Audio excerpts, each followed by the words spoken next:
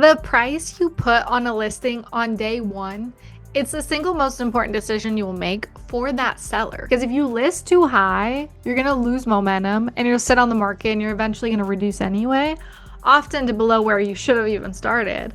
But if you price too low, then you leave money on the table. Today, I'm showing you how to get it right the first time. And if these videos are helping you, share this one with a new agent or someone on your team who's still building their pricing confidence. And if you want one-on-one support with pricing or your whole listing presentation, book a call on my link below and let's get your confidence up. Here's the reality of the market. The moment that listing goes live, buyers and their agents are comparing that home to everything else that they've seen and everything else that's available.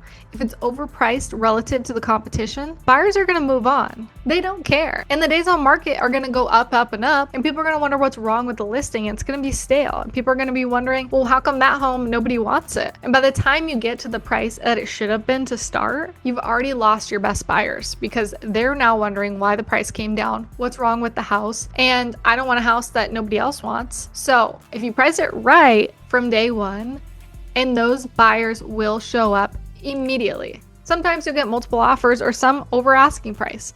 The home sells faster and for more money when you price it right. That price, it's not just a number, it's your marketing strategy. I've had multiple listings in the last month that were priced correctly that sold within 5 days or less. I had one that went under contract in 36 hours, so a day and a half on the market at full price, actually slightly above asking price. I had another one that sold at full price, sold in 5 days, another in 5 days, and another in 4 days.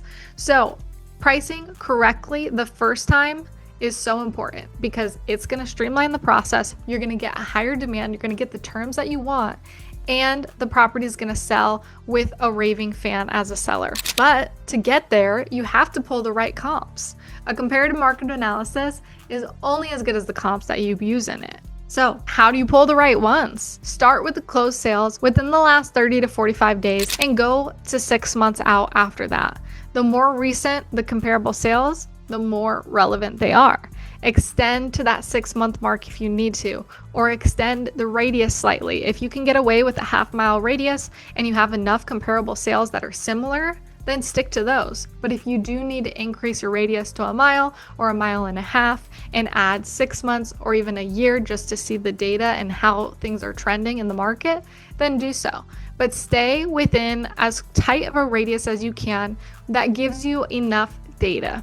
For rural properties, obviously you may need to expand further. If you have 5 acres, you're not going to be able to look an acre out, or you're not going to be able to look a mile out and find a whole lot of inventory. You might have to go further out. But be careful about the comps that are too far geographically, because it could be in a different city or there could be a different school district, and there are variations to that. So you got to keep it tight, and you want to keep it relevant as close to today's date as possible, looking back 6 months. And you match the property type. So if it's single family home, you got to match it to single family homes. Don't add condos in there. Don't add townhomes in there.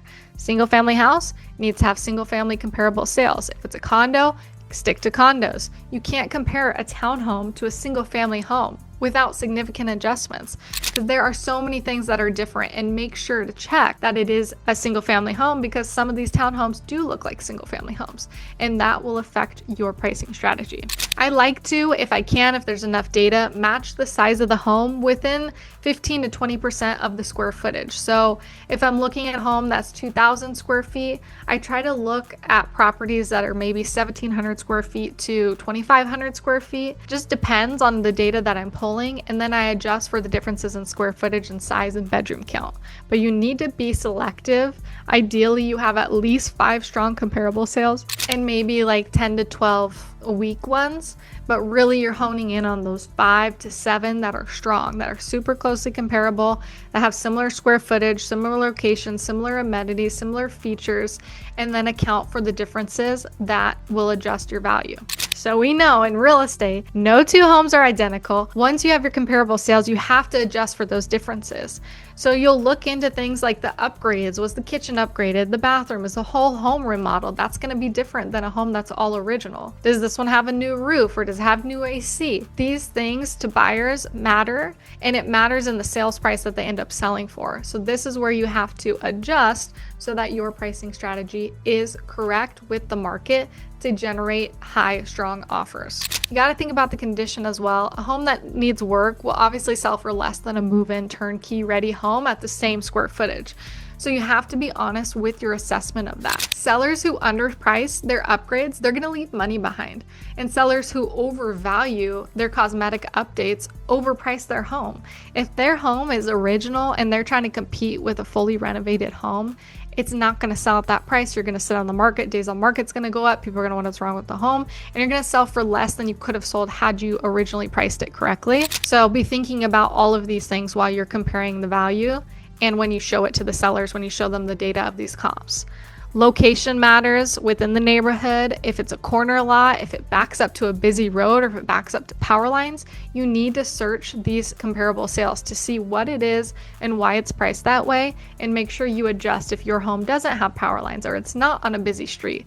That's going to affect the value and the days on market, because typically you'll see the homes that are on busy main arterial, they have much higher days on market than the ones that don't, and they sell for less. So while you're doing this, you're thinking about the buyer's psychology and why those homes are going to sell for what it is. And this is what you're going to be sharing with your sellers when you're going to price it. So buyers will search in price brackets, not at every number, but certain thresholds. Let's say they're looking up to 1.5 million and they see your listing at 1,499. They obviously see your listing, but if you're at 1,515,000, they're not going to see your listing. And so now you just missed out on a buyer that likely could go up to 1,515, but they're not going to see your listing because they only have their search up to 1.5. Understanding how buyers use their search will help you position your listing to appear in the most amount of buyers' searches, which is going to get higher demand, higher interest, more tours, and ensure you get a strong sale. So if you price just below that threshold,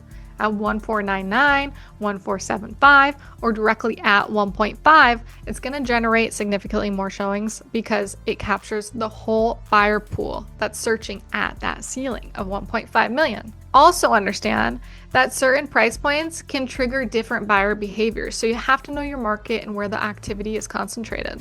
After you've done all this work and after you've gathered all the data, you need to be presenting your price with conviction to the sellers and have the data to back it.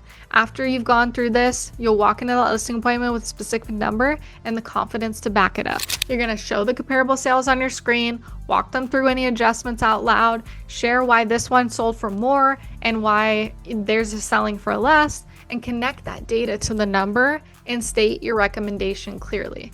Don't say, hey, I think we should list at this. You're going to say, based on everything I've analyzed and based on the data, my suggested list price is 1.5 or 1.499. You're not going to say anything about, I think. It should always be based on the data, based on the market. This is what I suggest.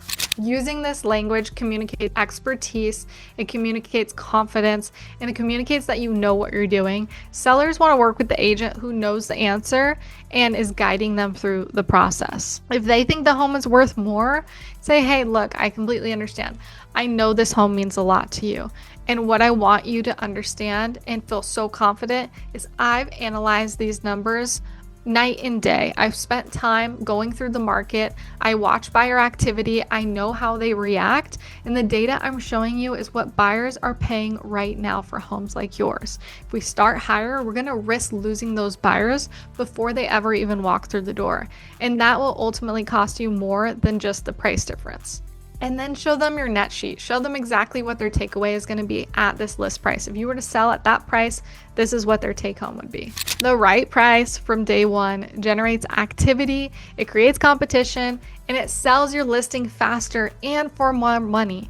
So pull the right comps, adjust for the condition, understand the buyer's psyche at different price points, and present your number with conviction to the seller, because that's how you're going to price properly and correctly every single time. That's how you're going to sell your listings. If you feel overwhelmed by pricing strategies, there are so many agents where this is their least favorite part of the job. They hate running pricing strategies. They don't like delivering the news to the seller. Book a call on my link below. I'll help walk you through this process, or DM me at PK Residential on Instagram or Facebook.